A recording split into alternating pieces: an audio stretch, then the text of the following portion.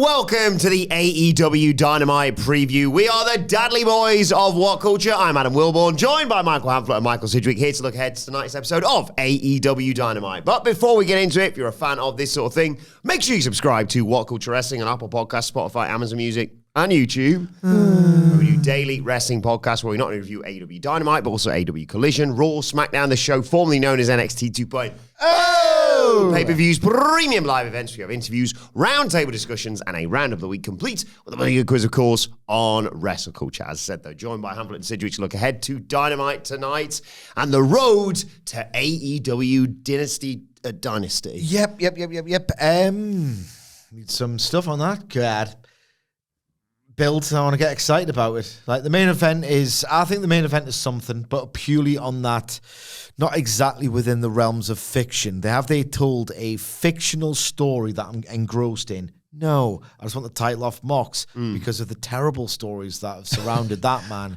So it's nothing to do with any real hard work, but I suppose the emotions are the same. Kenny Omega's V1 defense, we've talked about this, I'll talk about it again. It just feels like it's a good match for the sake of it. The idea being no one really buys that a V1 defense is ever going to result in a change. So let's just add some more near falls by virtue of there being another body in the mix. Other than that, you know, what else you got? What else you got? I'm just doing that because it got that as a little thing that got over on the trip, which if you're interested in a few details, we've got like a little WWE Road to WrestleMania recap. Yes. We'll do some trip reminiscing on that podcast, but in case I forget on that podcast, thank you all so much for coming. I had one of the times of my goddamn life. It was incredible. Thank you, and apologies for not being able to podcast along the way. It was very nice that people were reaching out while we were doing that. They say, we're a stinking podcast. There's a goddamn parts. Yeah, sorry about that, but Did you have Wi-Fi and all the bars that the legends were in? On that, a little bit, Martha Clark's son, beat it. I beat the clock. That's how you get the money in the mouth. That's how you get the money in the bank. On Qualifier. We've been talking in Dead Man voice for about 4 days. You're just going to have to live with it. Almost went Dead Man exclusive, didn't we, at one point? Yeah. Dead Man exclusive. No, you never go Dead Man exclusive. No, so much so you don't really realise, and then like you might meet somebody. Hello there, sir. Oh, God. No, like to that Looking point. At the menu, it looks very nice. What else you got? Got any grits?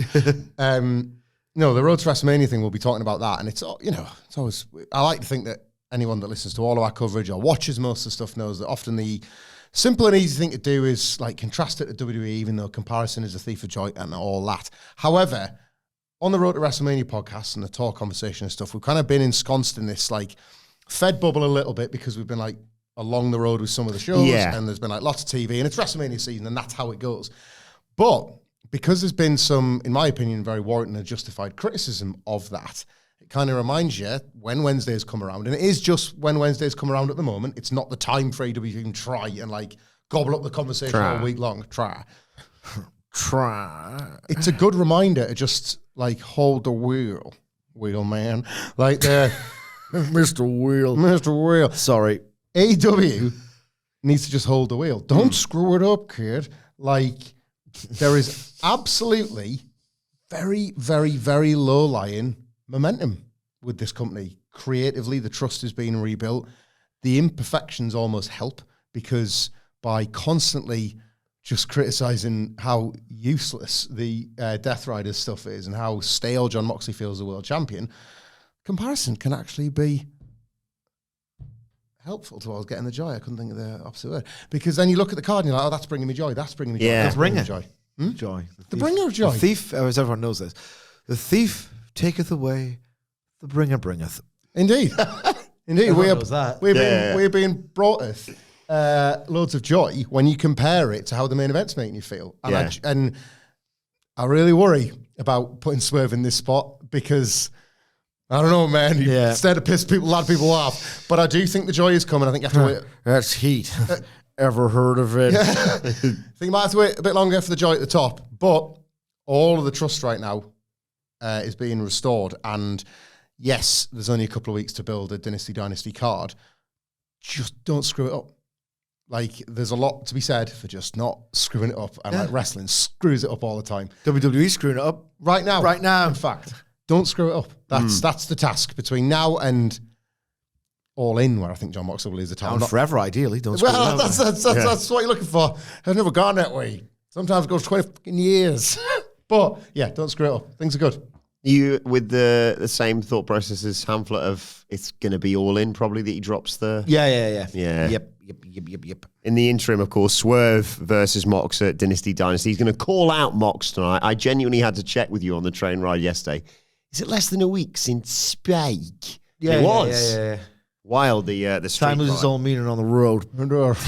But yeah, they've got and 2 in weeks. the sky.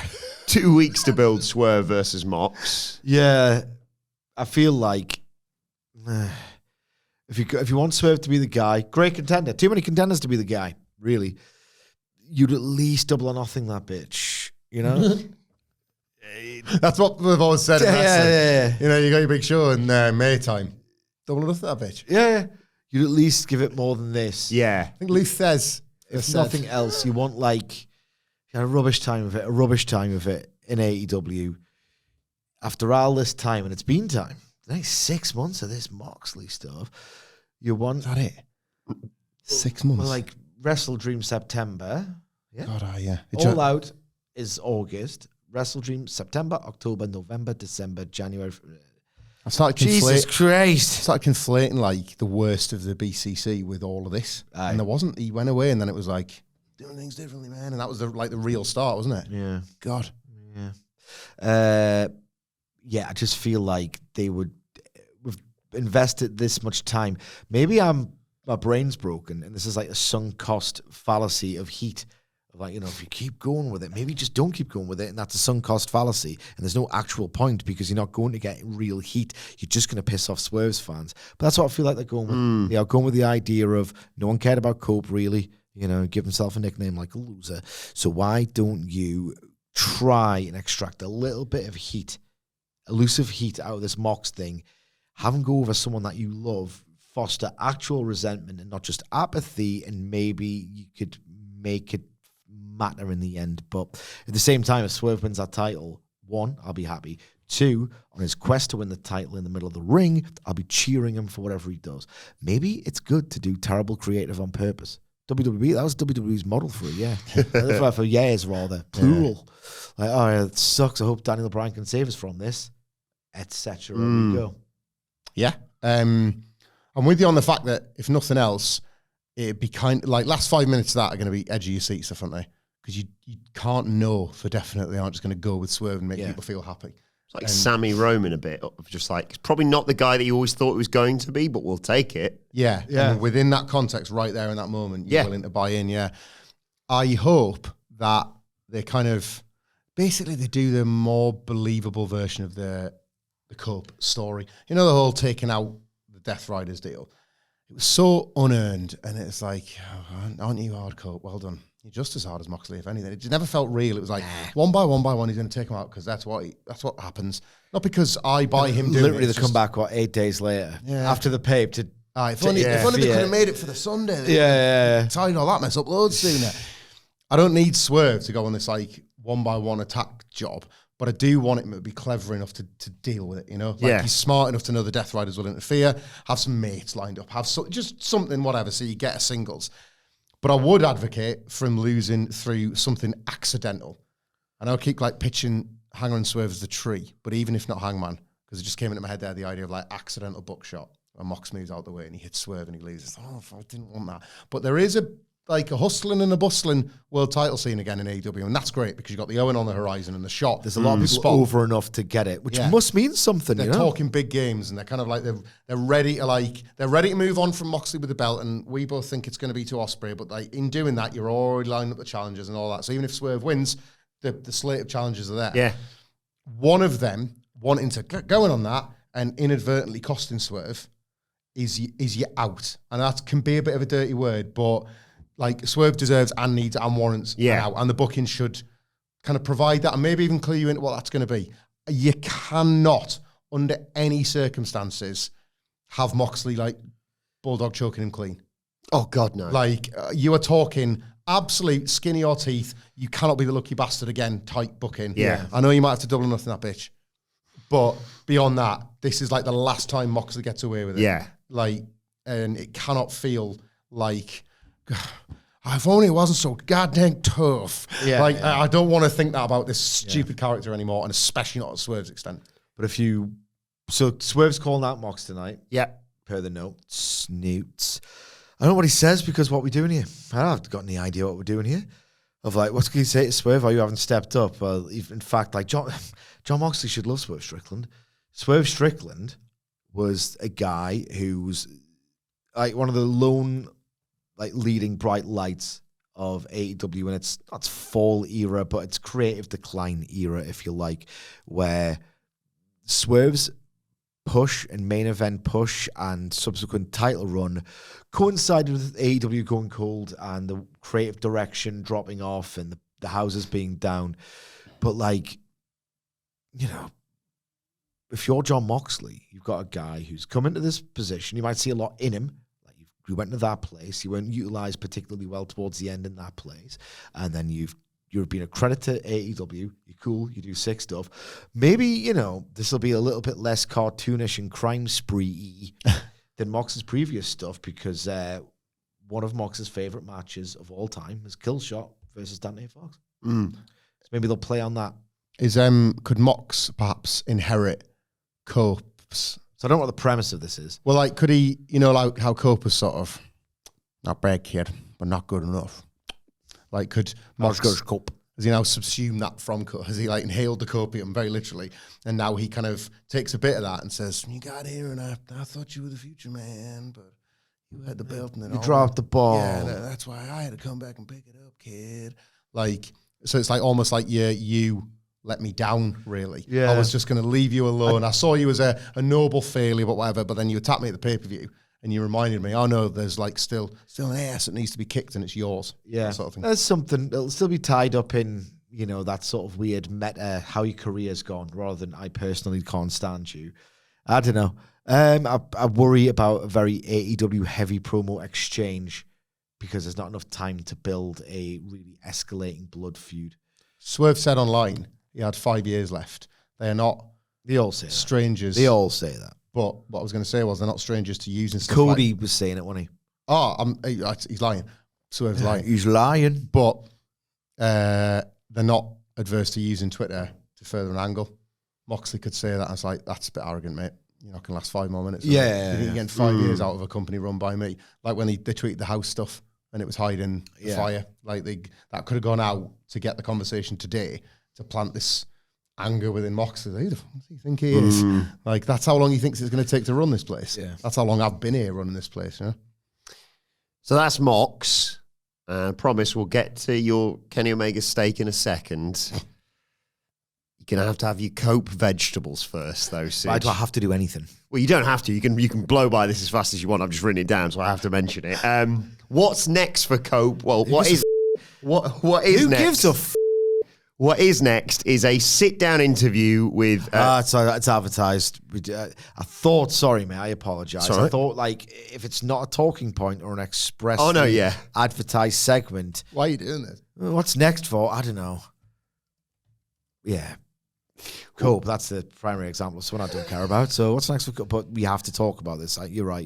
We have a rated FTR interview with Tony Schiavone tonight. Problems with Dex at the end of the Street Fight as well. Here's something that I don't necessarily care about any of the characters involved anymore. But it is sort of, I wonder, in this detached way, how are they going to... how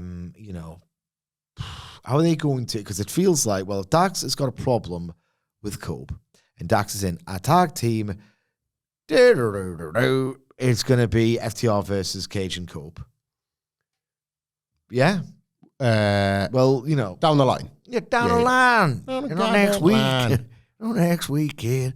Come on, we got to take them down, make them come. Everybody says that. We got to pretend we give a dang about the trio belt first. That's how we're killing our time at down. Yeah. How do they get to Cage being a face? The Cage being a face. Because FTR look like they're turning heel, and it's not before Yeah, time. good point, yeah. Is anyone going, Dax? No. No, Cope Then tries... again, at the same time, no one's going, Cope. No one's saying nothing about Dax walked away from Cope as if to imply that he didn't like his loser mentality, didn't he? So now Cope's going to like say, oh, sorry about that, yeah. Took 6 of them. Yeah. Jesus. They're going to go for the trios. They're going to challenge the Death Dax, Riders. are you blind? The trio stuff. I don't mind this. I don't mind this. Why are you Right? talking about the trio stuff? I missed something. No, but because there's 3 of them, and there was 3 of them, and the Death Riders have got the trios belts. So of course that's how you transition Cope out of Moxley, but keep it in the world. Yeah. Like Dax, Everyone else in the world. Dax is like, Cope, you're a stinking loser, and Cope's like, sorry, let's win the trios belts. And Cash is like, yeah, let's win the trios belts. And then like Dax is like, who's sad? I don't care. And then we have to kind of see that play out a little bit when they lose the trios title match against the Death Riders. And then Cash picks a side and he picks Dax, and they turn on Cope. And then Do tweener and then down the line. We do tweener with Cage and Cope and FTR. Yeah. It's not very interesting. I'd rather see Cage and Cope being banter. Cope is almost definitely, now we're cooking, has almost definitely said, I want me and Christian versus FTR in Dallas in the stadium. Well, that's what I'm thinking, Just 4 Cowboys in the shootout. Yeah, of course. It's going to be a tricky one, getting Cage babyface and actually believing as someone is a good guy, because to mostly really wonderful effect, he's been vile, evil, just a horrible bloke. And we've missed the peak now where it's like, but he's funny. Now it's like, he's not that funny anymore. I get it back in one segment. So like, Cope's like, I don't know, like they've turned on me. Kind of got like nobody else to turn to. The Death Riders ran roughshod. So I don't know what else to do. Cope's like, no, it's Cage. Like, and then Cage's like, I'll think about it. And he's like, I thought about it. And like with E&C, you want them to kind of like get back into the banter a little bit, don't you? As like baby faces. And Cage's like, I'll do it. I'm prepared to do it. But I'll take that. I got you something. And then like Cope opens the box. He's like, guys, it's one of them like turtleneck tops. And like that's what kind of like brings the banter back. He brings him wrestling the jumper for the first match back as a tag team, and it's like soft launch back into the class. 5 second pause. You know, like just something that like they're both kind of trying to welcome each other back into each other's world without wanting to fully commit, and then that like shows that they're becoming unified again. You need to, because in the meantime, FTR have become like the best version. You cannot stop them, and you need to be your best selves or something. I think you can get there. FTR probably had hundreds of better matches than Edge and Christian. Anything like lightens the mood when Cope's around. I know, he's the anything. The guy's the worst. The human cloud. So talk a lot about Mox and Cope. What else we got? What else you got? Kenny Omega. Yeah. In action tonight against Blake Christian, a.k.a. Vanilla Baby. So we were, it was the Belfast second day morning, idly scrolling Twitter in the hotel room. And like Tony Khan was on this is what's on Dynamite spree of tweets and posts. And I was like, I've got this on, I've got this on, I've got this on. He's like, I don't give a damn. He wasn't that bad. Medium damn. And I was like, And I was like, we're wrong-brained. So I went, Hamflett, guess who Kenny Omega's wrestling on Dynamite this week? Don't town and play the game. Yeah, and this all happened. And I was like, not what anyone would have booked other than Tony Khan. And then he just gave up on the game because we were very hungover. And it's Blake Christian is the answer. And it was because I had a guess. And then you were like, oh, no. Go more outside the box. I was like, it's somebody on the roster. And so she went, no. I was like, good day to you. Yeah.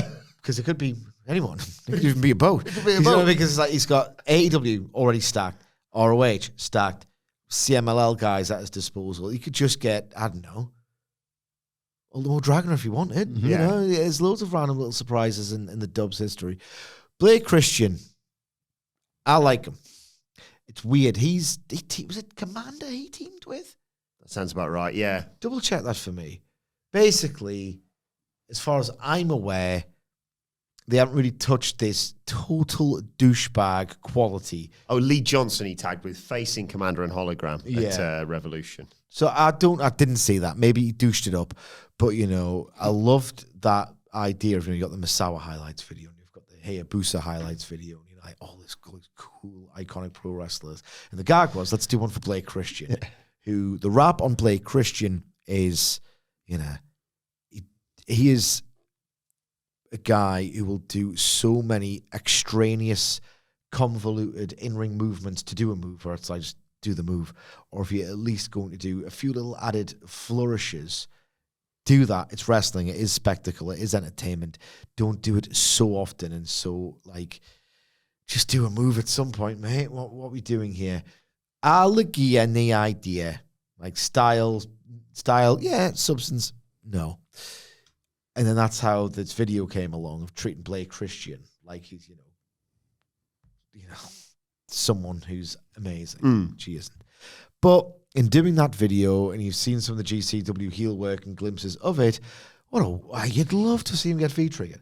You'd absolutely love to see that face in that specific video with his more GCWE highlights. You'd love to see that really obnoxious, bratty face get V-triggered. So he's going to be in a match with Kenny Omega, who does V-triggers. I don't know, man. I've got a feeling about this. It could just be one V-trigger, a Sunny Kiss style squash, post-match promo, we're done here. But, Kenny does like to, like with Alan Angels, I know that was enforced because it was like, what else you got? Nothing. 80% of the roster, no, 71% of the roster was not in Georgia. So that was different. I don't know. I just think maybe Kenny, who's still online, they're all online, has looked at Vanilla Baby and thought, I could have a funny match with this. I could have a funny match with this asshole where, Blake Christian out of nowhere is he's got a shot in the gut, and that's always a way into Kenny these days. And then he starts going, that douchey quality he's got. And it's and then maybe the slow reel, if there was any sort of elegance to the commentary team anymore, Tony Schiavone going, guy's kind of an asshole. Yeah. The crowd are like, God, we hate this guy. And he's beating up Kenny. And then, do a nice little back and forth sequence. The thing about Blake Christian as well is the reason why I'm not expecting this to be a squash is, I talk about all those extraneous movements, so many different flips just to do one move. This is a guy who, if nothing else, I quite like him, he's an asshole. If nothing else, he can create loads of movement on Kenny's behalf, which is kind of required if he's going to do something approaching a sprint. Or a nice little 9-minute back and forth TV match in the vein of Fox Ospreay last week. I'm not into this at all. I am not into this at all, but I will say, thinking Kenny's got it. Cleaner has got this. But no, I honestly think this will be fun. I agree. And I think Kenny's just thought, I'll V-trigger him. That'll be fun. Well, could this be quite a nice and quite a cute match to build a match here? So next week's Dynamite's the Dynasty go home, yeah? Yeah. Could Kenny wins. I think you might be right in that decision. Yeah, I've got a suspicion. Kenny wins, celebrates, whatever. Who better currently on the AEW roster to quite enjoy the prospect of dicking about with a dick like Blake Christian quite like? Joins in for the post-match beatdown. Speedball makes the save. You do that tag next week. Blake Christian takes the fall. Speedball and Kenny have a bit of a competitive, like they did with Ospreay, the kind of competitive, who's better here? Who's actually better? Ricochet flies around, Christian takes a fall again. No damage done to the people in the three-way at the pape. But Blake Christian's sort of he's the guy that's figured out how to put the flips into the heel character. But it's because they're not effective. Yeah. Ricochet does the flips. He's like, that's good. Watch what I do. Aren't we class? Yeah.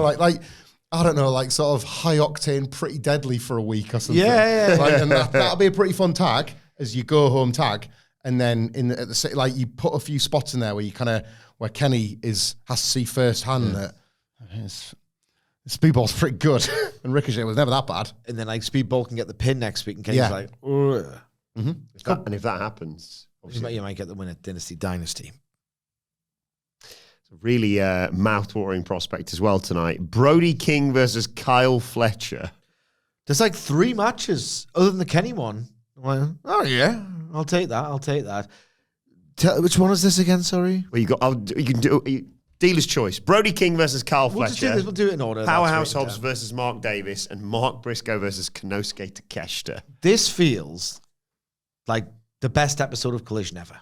You know what I mean? In that the matches will be good. And this is like, you see this on Collision, you think, Christ almighty, I might get excited about this one for once. But what I mean by that is I'm not necessarily bothered about who wins. It's basically guaranteeing you 3 3/4 star match quality. But I'm looking at this point, with it being so imminent, what ramifications do these matches have on Dynasty? Who's getting pushed here? You know? So we'll go, first one is Brody King. Brody King Carl, yeah. Carl's winning. But then what's he doing after that? And is he going on Dynasty? I think it's, no, I don't want to say imperative because nothing's imperative. Nothing matters. Quietly important that Kyle Fletcher gets a singles match on Dynasty because like, he's one of those names, isn't he? he's one of those names who's earned it. Who wants it? Kyle Fletcher wants it. He loves them. Tag champions. The Hurt Syndicate. Hurt Syndicate. Just think if Takeshita wins as well, could they be making a case for a tag title shot at Dynasty? That could be something, but could MGF have a partner to face the Hurt Syndicate? We're getting the payoff. Joining them. this week as well. So there might be some linking together across that segment in these matches that we don't know about, but Fletcher will win, and it will be awesome. And the other two matches are in a very similar vein of guys who are just flying, and not really doing much in the AEW pod. But this goes back to don't screw it up. Like, these are decent enough fixtures. I like them. Like the old days, these are decent enough fixtures. It's okay to not see the ramifications now. Just make sure there's ramifications. Make sure there's, like, if there are overlaps, if there are things to do with the wrestlers, like, book those wrestlers. Don't necessarily just throw away very valuable TV time on a good match that isn't ever great and then doesn't feed into something. And like, I think that's the point at the moment. Like, the roster, it always feels a bit too big, and it always feels like you can't push all the people you would ideally like to. But if everybody you are using feels pushed, that's all you can really ask for. Yeah. What do you want to do now? Powerhouse Hobbs versus the guy who's got a Great ass. Mark Davis. Davis is the latest guy who does jobs. Yeah. Which is a shame because he looks awesome. He should be kicking people's ass. Yeah. Hobbs will win this, I suspect. Hobbs versus Callis family. It feels like we're done there, isn't it? Because he's feuded with Death Riders to a degree. What's Hobbs really doing? Hobbs should win to basically say, I want to be in the Owen conversation as well. Like, That could why be. not? You know what I mean? Like, why not? Right, that's that. I forgot about the Owen. That could be why we're doing this. Fletcher, I'll have some. I'll have some of the Owen. Yeah. These could be sort of like informal Owen qualifiers. Yeah, it's good for the roster to have something like that until you've got the brackets, until you've got the kind of pattern and the direction of it all. It's good for the roster to verbalize those aspirations, and it's okay if they get derailed into the foo after the fact. Yeah. But it's so much better because obviously it adds value to everything, doesn't it? Like, they started sort of mid-April. Yeah. It's on the horizon, 2022, yeah. We'll get the brackets. We've had soon. Ospreay and Hangman declare already. Yeah. So I know, I like that. That's good. That will pique my interest in these matches because everyone needs ramifications. Everyone knows that. So that'd be good. What's the third of the three? Mark Briscoe, Konosuke Takeshita. I mean, that should be awesome. I'm looking at Fletcher, Brody King to be the best out of these three matches, but all three of them have got a floor and one could argue a ceiling of around 3 3 to 4 stars. Crowd will possibly determine Where are how we? great they feel. Where are we? That is a very good question. Whilst I look that up, let's talk about something you alluded to earlier. Maxwell Jacob Friedman becoming a member of the Hurt Syndicate.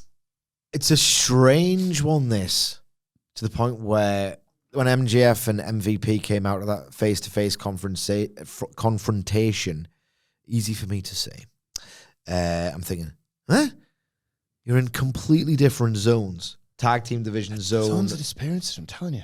I'm feeling good about the eradication of the zones. I saw some chat on X last night, and really I don't really see any about AEW of MJF going, nope, not having it. I've got my own tag team partner, and we want your titles, if anything. I'm surprised you haven't pitched it already, pal. The return of Wardlow. Yeah. It's something I'll always... MJF having a new heater, going for the tag titles. It's too early to take the tag titles off the Hurt Syndicate, and you don't want to be beating MJF. You know what I mean? It just feels like, what is coming from what this? is going on? Yeah, I don't know. They've got something. Someone who knows a lot about belts.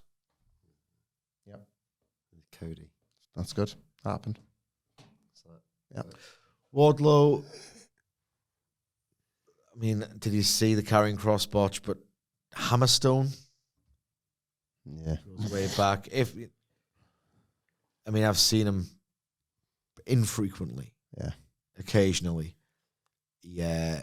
Look, if you stand out as being bad in, of all things, the NXT men's division, which is on its ass. Loved watching that last night as well. Jesus Christ, this morning. Then you mustn't be very good. On the Wardlow thing, the reason why I'm always fighting for this title is because it's a bit like this. With AEW being so established, I do still really like the characters that have stuck at it and have like suffered and whatever. And Wardlow, you could very easily turn his AEW run into entire fiction, couldn't you? Like, that man has suffered. Thought he so close to the top of the mountain, tumbles back down again. Seems like he's on the rock up, tumbles back down again, and so on and so on and so on. Yeah, a lot of that's been true, and a lot of it's sort of been down to bad booking and things that you can't really talk about in those terms, injuries and that. But it's okay for a character to fail and in a kind of moment of weakness, but like get the call from the worst possible guy in MJF and be like, bygones, back on the payroll, something like that. And like that, I still think there's a story to be told, like an interesting story that I genuinely believe a lot of AEW's core would really, really invest in. You only have to look at how like certain characters are never given up on. I think that would do okay. Yeah. If, I don't know, maybe that's not something MJF likes because he's kind of somebody that as a performer might not always work, but he's clearly always thinking forward and always thinking about development and stuff. But I think there is an element of development in that as well. There was an idea, and I'm only just talking a little nonsense because I don't riffing, yeah? Because I don't know what the hell's going on with this. And that's part of the intrigue, I guess. It's like, what the hell are we doing here? If there was going to be a case where the Hurt Syndicate, who are going to be de facto baby faces if they're not already in a program like this because they're just cool and they kick ass and people gravitate towards them and have since day one, really. If MJF is going to have a tag team with anyone, I'd have them do either one of two things. Airlift Sammy Guevara out of ROH because he's got great chemistry with MJF. They could be dickhead heels against the Hurt Syndicate. Or, even though people are starting to gravitate towards him again, better than you, baby. Yeah. Such a good act. If you them two, it sounds an insane thing to be pitching, but I totally agree with you. Them two with that chemistry playing heels as Adam Cole should, because Adam Cole's in that weird place where it's like, yeah, it'd be hard to boo you because of everything you've gone through and how nice you are in real life, but man, I do not want to really cheer for you and believe in you anyway. Slow gains, this Garcia stuff. Slow gains for Adam Cole, but like he could be, like he could rediscover his best form, Adam Cole, and still not touch that Hangman, Ospreay, Swerve tier of like who's in that AEW Singles World Championship conversation. So you might as well turn him heel and do like, you know what I mean? But I don't know what the hell's going on with this. I'm intrigued to find out. IB just joins them. And it's just really awkward because MVP hasn't actually asked. Yeah, he's not like, And they're like, what? And how's it going? Like I really enjoyed the MJF. I don't have much luck with stables, but it's probably the only way that I'm going to get back to where I need to be. Like, he's making good cases for for and against. It's interesting. It's like there's like suspense isn't a word, but there's excitement around it because the wrestlers involved matter. Yeah. We are at St. Paul, Minnesota tonight at the, there's not really a lot I can do with this, the Roy Wilkins Auditory Come. I got nothing. I got nothing here. The Roy Wilkins. Roy Wilkins. Who's Roy Wilkins? Good question. Just before we change his surname to Willie's. Before, you know. Yeah, he's an activist. Let's. Yeah, I can't. Oh, yeah. Oh, good. Auditoricum. Civil rights leader from the, so it's the Auditoricum, as I was saying. Thank God we kept that dignified. Thank God, Jesus Christ. What I'm saying is it an intimate venue? Yeah, It's an auditoricum, mate. Of course it's intimate. I think so. Like 2,500, I think I randomly read somewhere. I'll double check. Yeah, double check. I'm just wondering about the atmosphere and stuff like that. I should have my research as well. It's fine. What we're talking about? We were talking about. I see that SmackDown's at the Dickies Arena in April. That's so much easier. Route 1. Current setup 3,669. About 3,000 tickets distributed. So that's what looks intimate. Good house. Good house. Good house. venue. Let's see. Yeah. Do you know why I asked that in this specific case? Let's just move on. It's all awkward. Now, there's only, in a rare turn of events here, so there's only one women's match actually advertised for Dynamite. Last week, you weren't here, of course. They did 2 women's matches. Did. One of them main evented, despite the fact that it was the You watched world Mercedes title. versus Billy Starks? Yes, I did. Good bit of business. Oh my God. Yeah. I love Mercedes money. Yeah. It's all back. It is all back. And there's not a lot of time to get to Mercedes Athena. They've been going a bit of back and forth on social media. Athena's celebrating 800 on days, and Mercedes basically saying that's 800 days too many. Mm-hmm. We have to sort of clarify what we're doing here with Ladies Night, because a lot of people are like, well, why didn't Ladies Night finish last week? Well, there was still the tiny asterisks of weather conditions, and we want it to be consistent. Yeah, I mean, they could do it once. If they do it once every 3 weeks, I'd bin it off. Yeah. I'm sick of it as everybody else. But that's why we save it to the end of the podcast, right? Who won? No winners, unfortunately. That's interesting because So I'm still leading. That's all that matters, really. Yeah. you were close for the first women's match. You were closest, right? Okay. But guess what, pal? Yeah. We don't say our minute and second. For the first women's match on Dynamite, no, it's for the only women's match. But because there wasn't an only women's match, Okay. we avoided it. We don't give a about winning Not the one bit. I like watching you perform. Rest of it can off. Yeah. But let's talk about this match. Yeah. Give it the dignity it deserves. The match And we'll banter off advertised Tony. is really... That's what I come for. Yeah. The match is really exciting. Obviously, ahead of Timeless Tony Storm versus Megan Bain at the Pape in a couple of weeks. It's a tag team match. Timeless Tony Storm and Thunder Rosa versus Megan Bain and Penelope Ford. I mean, yeah, they did this almost exact same match, but Statlander subbing out for Tony Storm, correct? Yeah. And it was good. Mm-hmm. And it was an over delivery, I would say. And Megan Bain thrown around Penelope Ford is like this just little accomplice. It's a little weapon that I have as opposed to like a mate, a fun dynamic. Female Braun Strowman and Ricochet, basically. Yes. Yeah. What a great team. I will say. Yeah, because she didn't know it was happening. Or performed it. What we doing? Oh, Christ, I'm in the air.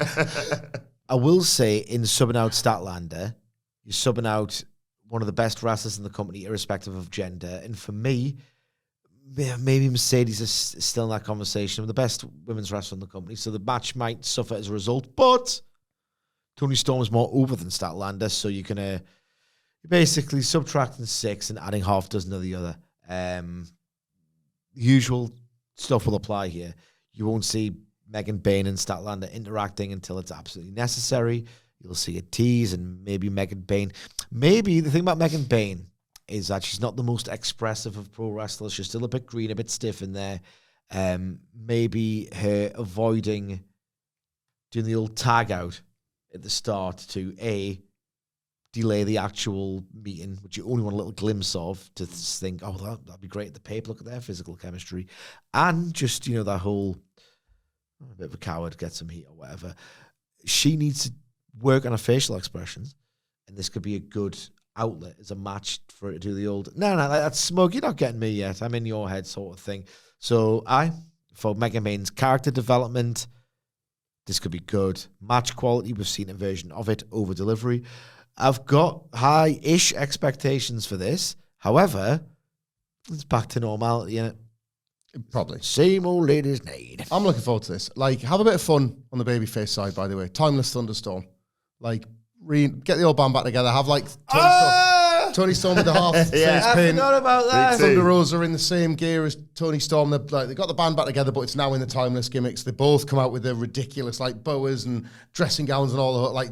Thunder Rosa gets into it basically. Yeah, she gets pinned. Tony Storm can do a dirty joke about sandbags. There you go. When it gets wet, you need a sandbag. Perfection. Good stuff. It's all good Yeah, stuff. It's all that good stuff. Megan Bain pins Thunder Rosa, and while Thunder Rosa is conveniently looking quite a lot like Tony Storm, the idea is then set. Well, hang on, she can do that. That's what you've got to be thinking about. We have a lot of laughs on this podcast, but that's a business. That's a business. Like I think, honestly, I think this could be really entertaining. They had good, like Thunderstorm had decent chemistry in the past for a time when the division wasn't so good, Al, and like Thunder Rosa's in there in the stat spot. I think to take the pin. It's why it's not. Like I think Megan Bain gets the win. I kind of back this Megan Bain thing, you know. Just like when companies go with somebody, and just the sense that somebody is somebody that really wanted to be gone with. Yeah. And I just get that with Megan Bain a bit at the moment. Yeah, and it doesn't feel like necessarily, this would be a fun 6-week push and then she'll lose. Like, there's going to be a pinfall at Dynasty that I go, well, it's fun as her being timeless and winning the title back, but I guess they're moving on to something else very quickly here because we were talking on the news about, 12 months of Mercedes in the company now, of course, and she's got this amazing undefeated run, and obviously you've got presumably Athena coming up, but there's got to come time pretty soon for her to be considering the world title. Yeah. Who knows? Maybe they're like, well, we don't want her to win it off Tony straight away. We want to kind of go around the house. I don't know. But It's a big push, this one. A big push. I'm into it. Is she beating Athena to have like complete the belt collector thing against Tony at All In? Is that what they're going with here? Like, because I mean, that would mean they'd have to double or nothing that bitch with her and Athena, wouldn't they? Yeah. Which feels like step up that bitch. It feels like the wrong show, doesn't it? Dallas. This Mercedes Athena thing. It's massive. It's massive. It's thrown me for a loop. Yeah. Maybe we are just completely neglecting to mention how much in the friggin' bin ROH is. Main event of Supercard of Honor. Aye, maybe in Atlantic City. Yeah. Well, they blew up the chicken man in Philly last night, and they blew up his house too. Atlantic City. Me out of Atlantic City. That song's amazing. I spent days rooming with this guy. I could spend days more for reasons like that. I wish we were back on the road already. Back on the road already. What if he's my very good friend. What if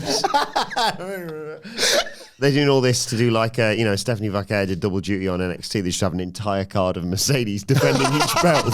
Big business too, but she's in every match. Every match's segment. Everything dies, one day comes back. Everything dies, baby, that's a fact. Maybe everything that dies, one day comes back. We're having a bit of laugh about that and talk because it's like a little bit funny. Obviously, don't do Supercard of Honor this year, not Vegas weekend. You kind of embarrass yourself. Like, quite bright light city, gonna set my soul down the road in Atlantic City. Optics, lads, come on, come on. But yeah, as I say, we're excited for the Athena Mercedes stuff, but unfortunately, the tag match. Yeah, is the only women's match on this card so far advertised. Before we get to the name of the game, though, we have to get to the aim of the game. Sid. The aim of the game is to identify to the hour, minute, and second the first time you hear the first note for the only woman, for the first woman to come out for the only women's match on Dynamite. The idea being, hang on. What the hell's going on here? A pattern has emerged because that minute, hour, second. We haven't guessed it precisely yet, but it often falls in that 1 hour to 20 to 1 hour 25 minute range, or at least more often than not. Often it all works. It's all good stuff. You're thinking, what the weather hell? permitting? You're thinking, right? Okay, what are we doing here? Why is it always then? And I'm thinking between either AEW and or Warner, the psychology is, well, the motive is, Jesus Christ, we put too many bloody women. Yeah, who wants to watch them? Well, me and a lot of the fans. Yes, a lot of the people who've endured Ladies' Night for as long as they have, like Statlander and Mercedes, Willow, like so much more interesting than Jericho, Mox, Cope. But we are where we are for some godforsaken reason. So from their perspective, which I interpret cynically, I think the idea is, well, sunk cost fallacy in it. If they can endure the women, they've already watched an hour and 20 minutes of Dynamite. They're probably thinking, oh, God, bloody birds. Turn that off. But guess what? The main event ain't too far away. So we'll stick around. That's what I think what's going on. If we can just get it to the hour, minute, and second, my goodness, we'll be able to put in bold, underscore, and italicize this pattern. Imagine. Maybe this week will be the week. And you're thinking, it's all well and good, Sidge, but drifted off, disassociated. I'm with you. I do that sometimes as well. Could you jingleize that for me, bro? Sure I can. I'm going to jingleize what I believe to be AEW's cynical thought process about this whole thing. And it is thus. Don't worry, guys. When the women come out to play, the main event ain't too far away.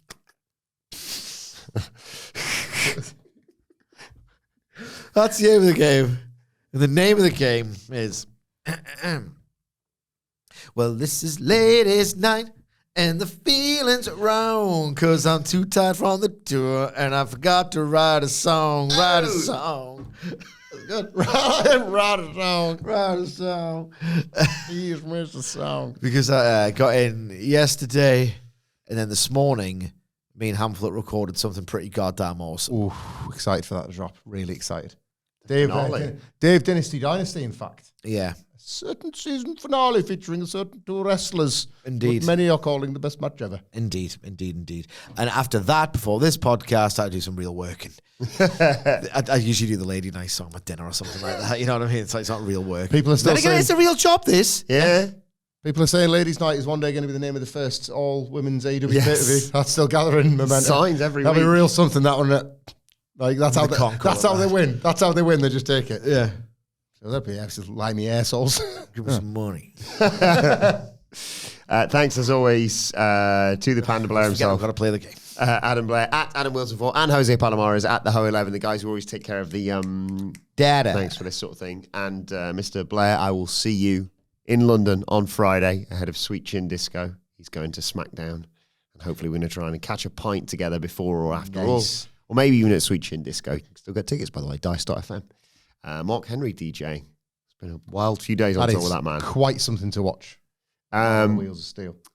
So an updated standings after the controversy of last week means I'm top, obviously, with 4 correct guesses on the year. Hamflett has 2, Sidge 0 so far, but still all to play for.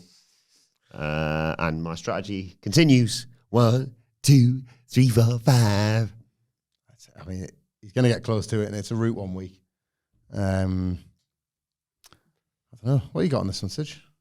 I'll go second. Okay. I'm going to go 1-18-11. Ooh. 1-18-11. Well, I'll split the difference between both of them. I'll just go 1-20 flat. That's a nice bit of spread. interest. Nice spread. I'll be watching with a keen eye. Best guy to watch it with. Keen wow. The hell's that? I ain't eating that. I said, keen eye ain't eating that sissy crap. Don't worry about it. And furthermore, don't accuse me of it. Hey, Shale, why are you buying this quinoa? Quinoa in the French Alps, where Andre the Giant came from. A lot of people compare us to kind of big two consciences of this company. I'm not eating any of that crap. Let's see what else you got in the groceries. Steak mushrooms? What the hell is this? In the groceries. More of this good stuff on the Road to WrestleMania podcast a little bit later on today. But we'll be back, of course, to review AEW Dynamite. Let us know your thoughts ahead of tonight's show in the comment section below or on X at WhatCulture WWE. Watch there, you can follow all 3 of us. You can follow Michael Hamflett at Michael Hamflett. Follow Michael Sidgwick at Sidgwick. Follow me at Adam Wilbourn. Follow us all at WhatCulture WWE. As I said, make sure you subscribe to WhatCulture Wrestling, wherever you get your podcast from, for daily wrestling podcasts. For now, this has been the Dynamite preview. My thanks to Hamflett, Sidgwick. Thank you for joining us, and we will see you soon.